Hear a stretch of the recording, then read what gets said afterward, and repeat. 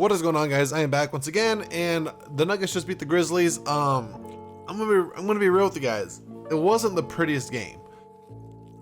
So when the Nuggets beat the Lakers, I read a comment. It was kind of in the fourth quarter, and someone said, "Can y'all just hold on to a lead for once?" Talking about Denver. And I even got my Denver shirt. I even got a Denver shirt that has the Avengers on it. So yeah. But yeah, and I agree. We cannot hold on to leads to save our lives. We literally had the lead the entire game, and we lost it in the fourth quarter.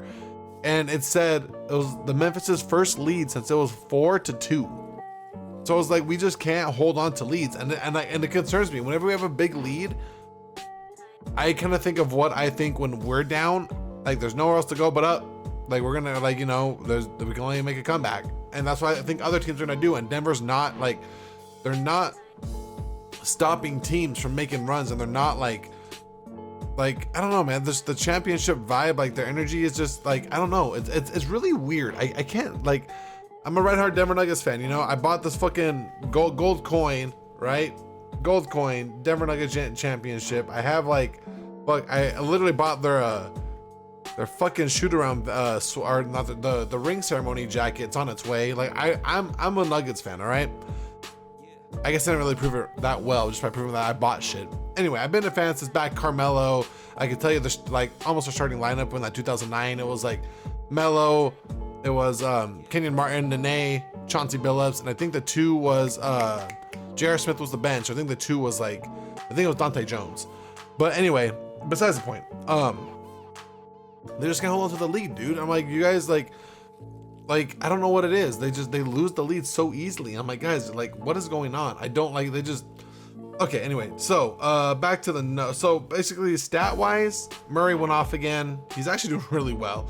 Murray and Jokic did really well. They both had 22 points. Jokic missed a triple double by 3 assists. Aaron Gordon had 10 points, 3 assists, 2 rebounds. Kind of a dead night for him. It was kind of weird. MPJ had 9 points, but he had 13 rebounds. So, it's pretty good. Surprise of the night, Reggie Jackson at 16. And that's what I was expecting. I was expecting him to get his confidence back. It looks like he's getting it back. So I have no complaints with Reggie Jackson. Good job.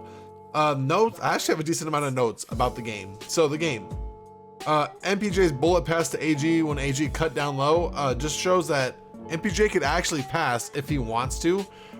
He just doesn't a lot of the time. There were some plays where he shoot a shot. I'm like, bro, there's a guy wide open over here. So he can pass. He just elects not to, I guess. The bench is surprisingly so far. They were doing really well. Until the fourth quarter, and then they started to kill me. I'm like, guys, what are we doing? Let's see. Peyton Watson. Peyton Watson is doing really good. Okay, let's be real. There was one, who shot it? Was it Derrick Rose? It was Derrick Rose on a fast break. And Watson, I almost picked my nose right there. I think it was third or fourth quarter. And it was a fast break, and Derrick Rose went all the way to the other end, and he tried to lay it up, and Peyton Watson blocked it. It was kind of a goaltend. I'm not gonna lie on that one. It was a goaltend. So, but I'm not gonna fault the kid for going for block shots because he is going. He blocked Derrick Rose. I think the first or second quarter. He blocked him twice, back to back. I think it was in the first quarter. And he blocked him back to back. So my dude, Peyton Watson, man, he's if he could, I don't know how or why he's the 6'8" guy getting on the blocks and no one else is, but bro, have at it. You can have all of them. I love it. Second chance points from, and hold on. And then I had Najee.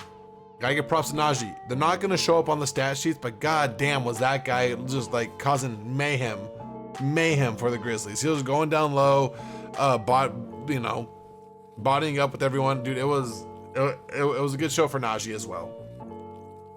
Now let's see. What are my other notes? Second chance points for Memphis. I said, and I'm telling you guys, if you guys want, rewatch that second quarter. We're not securing defensive rebounds. I noticed that a little bit in the Lakers game too. We are not going for defensive rebounds. My thing is, I see Jokic down there, but I don't see a lot of MPJ. Aaron Gordon will be there every now and then, but MPJ, I'm like, where are you at, bro? You're 6'10". But I'm saying, it's which is kind of weird because the dude had fucking 13 rebounds. But there are some plays where I'm like, you could have got that if you just, you know, went for a rebound. It's really weird. I can't describe it. There were some plays where like it was a loose ball because someone tipped it and it went kind of where MPJ should have been if he just ran in. Like if he's at the wing, he just has to, you know, kind of just walk towards the hoop. It was like in like between him and the hoop. Like if you would have just walked or ran towards the rim to get a rebound, you would have got that one too. So it's just some of the, but it wasn't just him. Jokic, yeah, he was kind of odd. But no, there was just a lot of them. There wasn't just MPJ. There were a lot of like rebounds that we should have had, we didn't get, and it led to a lot of second chance points for Memphis, and it really bugged me. And then I'm also getting sick of Jokic losing the ball and then stopping and staring at the ref. Like, get back on defense, bro. There's not much to say on that one. It's just that's how it is. I've noticed, even if it's a foul, like, let's be real, a lot of them are fouls. Some of them, like, you can't expect the refs to bail you out. There was one sequence. Okay, I was gonna say that you can't expect the refs to bail you out every single time. There was one sequence where, god damn, bro, they were just letting him play. I swear to God, like, Jokic got fouled, they had a fast break, or Memphis had a fast break, they run down, KCP slaps, literally, I like, you can hear the smack from the camera. Like, I heard the smack, so I'm like, that sounded like a foul. They didn't call it, kept playing, and dude, it was like, yeah, they just let him play for a couple minutes in that first quarter, I think it was the first quarter. And the replay showed KCP sure as shit, in fact, did foul whoever it was that was on that fast break. He got all arm, and I'm like, damn, bro, like, that hurt me. Like, I heard that smack from here. So, but yeah, for me, I'm just like, Jokic, you can't just, like, lose the ball and then just stare at the ref. I'm like, bro, get back on D, because then I noticed the guy guarding you was sprinting. You're the only guy, like, on offense, supposed to be running back to defense. Now it's a 5-on-4. Please don't do that. I saw that in my video where Jokic used to complain to the ref and then he stopped last year. Please don't start doing that again, because it's really annoying. Then let's see. And then also, it's another thing about Jokic, but this isn't a surprise. This is another thing I wanted to say, because I see a lot of people saying like Jokic has no weaknesses. You know, he's an all-around great player. He does have a weakness. His weakness is that he is not a shot blocker. That's just what it is, man. I'm not saying he's a bad defender. He's not a bad defender. He gets steals, he gets his hand in there, he does the kick balls. Like, he's not a bad defender. There's more to defense than just shot blocking. If that was the case, Marcus Smart would not have won Defensive Player of the Year, because he's a point guard. He's not getting a lot of block shots. So yeah, it's not that he's a bad defender. He's a good defender. I like Jokic's defense, but let's be real. When there's a guy that sees Jokic, he's gonna jump. Jokic will go straight up, you know, but he's not gonna try to go for the block. He's just gonna go straight up. So the guy could just go around and lay it up. I see it a lot. I've already seen it a lot the last 2 games, where guys will just drive in and just go right around Jokic and lay it up. Like, they go in the air and they go for finger rolls and lay it up, because Jokic is not a shot blocker. He's not gonna like go. He can't jump high enough. He's not gonna go up and like block shots, you know. He's just that's the one flaw in his game. If he does have a flaw, that's his flaws. He does not shot block. He's not a shot blocker. And so just like I said, watching the games, I'm like, bro, like, I wish he was a little bit more of a shot blocker, because some of these are just easy layups for the other team. I'm like, oh, dude, you're killing me. But does everything so well, I guess it doesn't really matter. Except for today, because I have right here, does Jokic seem to be out of sorts this game? It seemed like he was a little bit out of sorts. I don't know what he actually ended up with. But at the time that I wrote the note down, he had 7 turnovers. And I know for a fact he had 1 more. So I probably ended up with 8. There was one that like he kind of had the ball, like Murray threw it to him and he grabbed it, and as soon as he grabbed it, someone poked it out. So I don't know if that counted as a turnover for him. So I know he had 7 at the time that I wrote that down.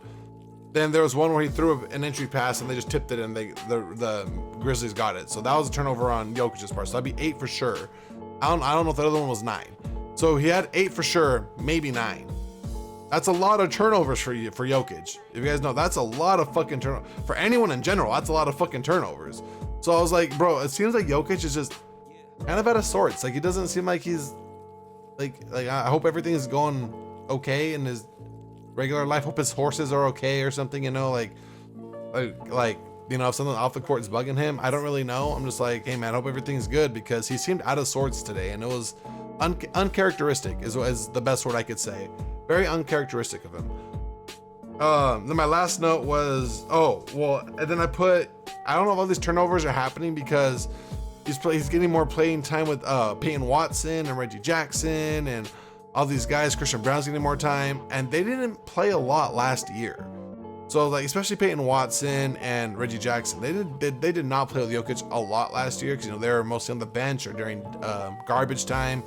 So now that they're getting more minutes, maybe they're just not like in sync yet with Jokic. I don't know, because I see Jokic like looking like a lot like he'll go like that, and then no one really moves, and I'm like, he's telling you with his eyes, bro, like, go that way, go.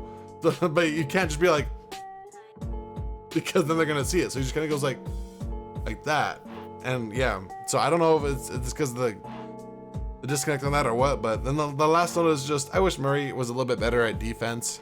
There are some times where like Marcus Smart isn't the best point guard. There are times where Marcus Smart was just taking it right past Murray, and I'm like he's like, once again, he's not. I don't even know if I would call it Murray an average defender.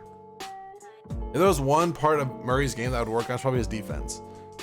Because like, look at this way. I know this is a bad comparison, but who'd you rather have on defense? Or who'd you, for defense, for point guard? Marcus Smart or Murray? You're like I said, I'm a Nuggets fan. Nuggets shirt. I bought this like 10 years ago. But I'd rather have Marcus Smart for defense.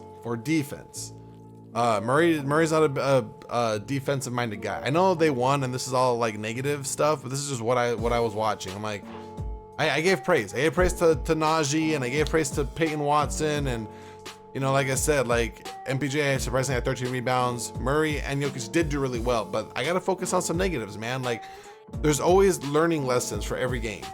And this is just what I'm saying. Like, I'm not trying to bash. I'm really not trying to bash. I love this team. I'm not trying to bash or anything like that. It's just little things that I see where I'm like, God, I wish, you know, they would improve on this, or they would improve on this, like stuff to work on for your game, you know?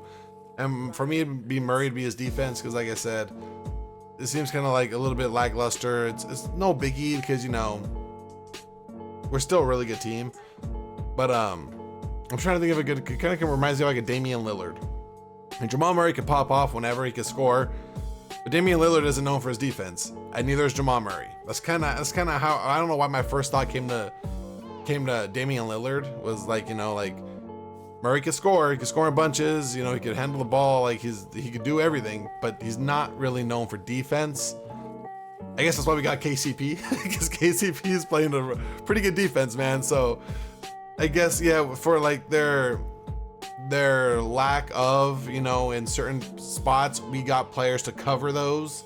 So like Aaron Gordon, you know, could help out. KCP could help out. MPJ is getting a little bit better on defense. I'm seeing it. He is improving. I am seeing that. Overall, man, good win. We're now 2-0. Google hasn't updated the standings, so it still says we're tied for like 3rd or 5th or something. I don't know. But yeah, no, it was some good. It was we beat the Lakers, beat the Grizzlies, and like you guys know, I'm really big on these Western Conference matches, because the Grizzlies could be 2nd seed again. Okay. I don't think they will. I'm just saying, like last year, they were 2nd seed. Us beating them really helps for the standings, you know? Or if there's a tie. Later in the year, if there's a tie between us and them, we already have 1 win over them. We already have 1 win over the Lakers. I'm really big on like the Western Conference matchups. Next game is going to be who? Against the Thunder. Okay, so a little preview of the Thunder. I am actually scared of the Thunder. I am.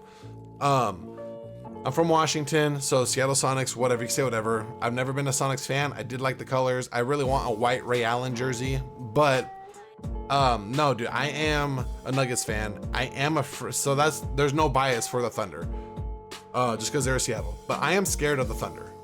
I am. If there's gonna be a game that we're gonna lose right now, like I might even, if the OKC are underdogs, I might put a bet for OKC. OKC is just, they're always a good matchup with us. They got SGA, they got Giddey, now they have Chet Holmgren, and they're just a bunch of dogs, man. They're not a bad team. They're not a bad team at all, and they're gonna be the team. I kind of see them as how we were, like in like 2018, 2019, all that stuff. I'm like, we are gonna be really good in a couple years, and here we are being really fucking good. That's how I see the OKC Thunder. I'm like, they're looking pretty good. They're probably gonna be good in a couple years. And I feel like that time's coming up, man. Like it's inevitable. It's like Thanos, bro. Like it's what it is, man. So I'm worried about them. Hopefully they don't hit their stride with us, but I am actually afraid of the Thunder. Probably more afraid of the Thunder than I am the Grizzlies. So yeah, hopefully we get that dub. But so made for me, guys. I wanted to thank you guys so much for watching, and I will see you guys next time. Have a good one.